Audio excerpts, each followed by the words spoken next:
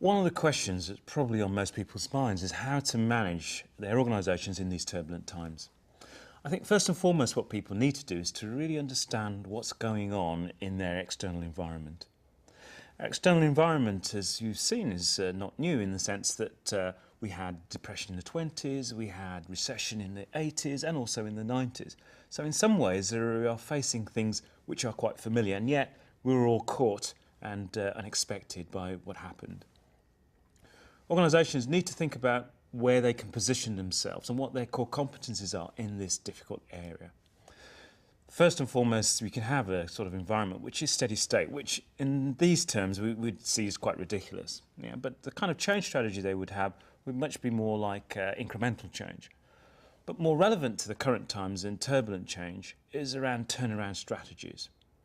And what we found based on our research of 5,000 executives across something like 500 organisations worldwide was that there are some characteristics of organisations which seem to predict their capacities and their success for change, and also ultimately for survival and performance.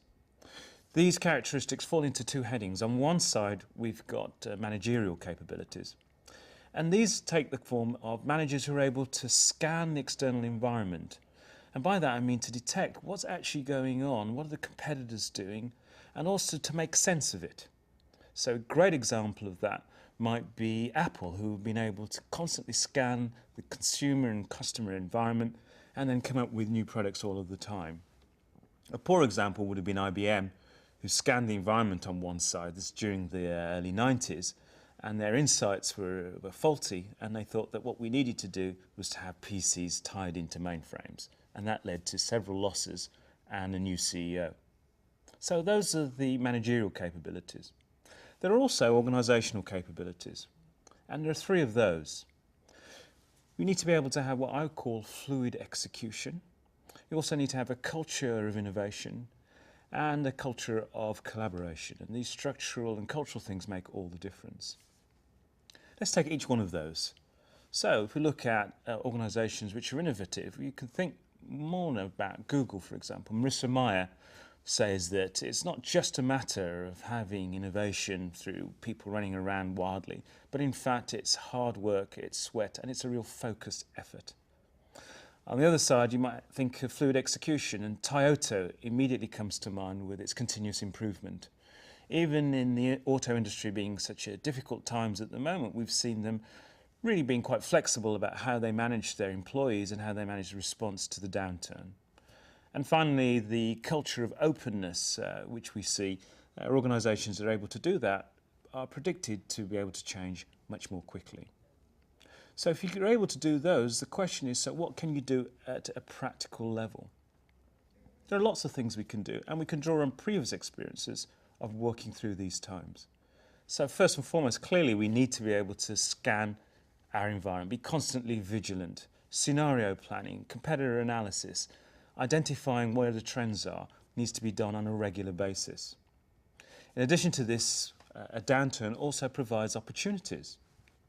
So we can see there are people moving into new niches, new spaces where they'd hitherto not considered. So emergent strategy, what happens at the local level, is as important as what happens at the planned strategic level. We also have to think about, well, what does it mean in terms of innovation? Procter & Gamble is a great example of innovating from networks and building connections with the outside world. They have a website called Connect and Develop, where they're actually inviting people from outside of the organisation to support and enhance their innovation, research and development, to the point where they expect something like 50% of their new innovations to come from the outside world. The other thing we also have to remember is that whilst we're paring back costs, that we mustn't pare back so much that we have organisational anorexia. I like to take a quote from PricewaterhouseCoopers, Ian Powell, who says that we need to be responding to the changes for the upturn and not just for now. If you do these things, both at a philosophical, strategic and practical level, it will certainly enhance your abilities to respond to the changes, not only in the short term, but definitely when the economy picks up.